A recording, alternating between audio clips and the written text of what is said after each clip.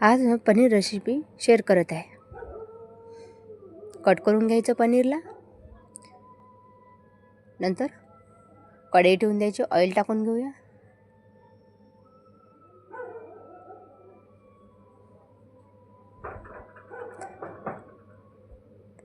पनीरला आपण तेलामधून फ्राय करून घेऊया.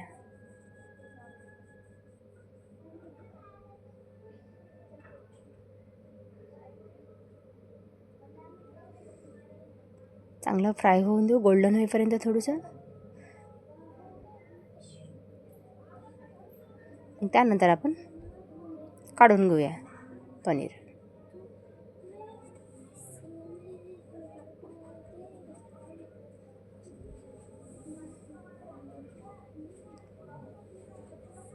आता पनीर मसाला आपण दूध घेतला आहे. पनीर मसाला आहे, त्याच्यामध्ये आपण त्याला मिक्स करून घेऊ.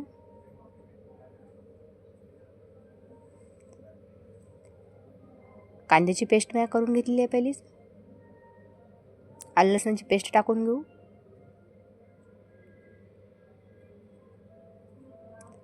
चांगला ब्राऊन होईपर्यंत चांगलं फ्राय करून घेऊ आलं लसणाला.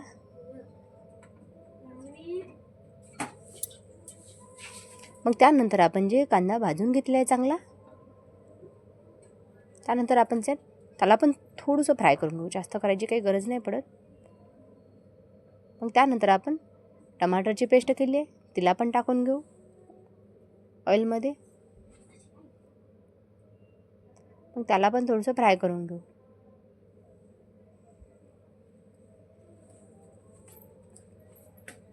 मग त्यामधले मसाले वगैरे थोडेसे टाकून घ्यायचे.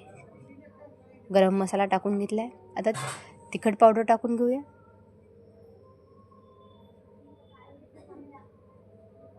त्याला पण चांगलं तेलामध्ये फ्राय करून घेऊया आपण.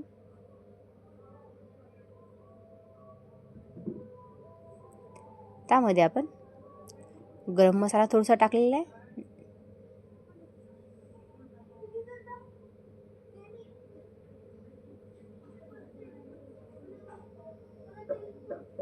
त्यानंतर आपण पनीर टाकून घेऊ. त्याला पण थोडा वेळ फ्राय करून घेऊया चांगलं मसाल्यामध्ये. त्यानंतर आपण पनीर मसाला आपण करून ठेवला होता दुधामध्ये, त्याची पेस्ट त्याला पण टाकून घेऊ. त्याला पण चांगलं फ्राय करून घेऊया तेलामध्ये.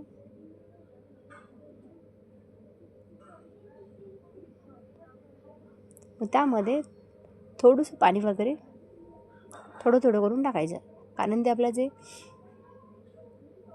मसाला आहे ते चांगला फुलून येते. थोडंसं पाणी घालून घ्यायचं पहिले.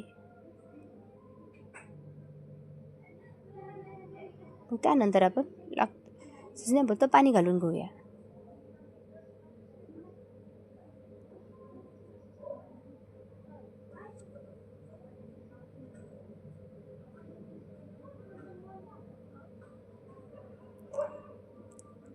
चवीनुसार नमक घालून घेऊया.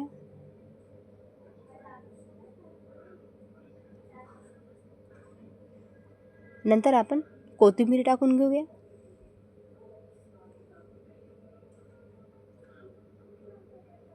आपली पनीरची भाजी तयार झाली आहे. तुम्हाला ही रेसिपी जर आवडली असेल तर लाईक करा.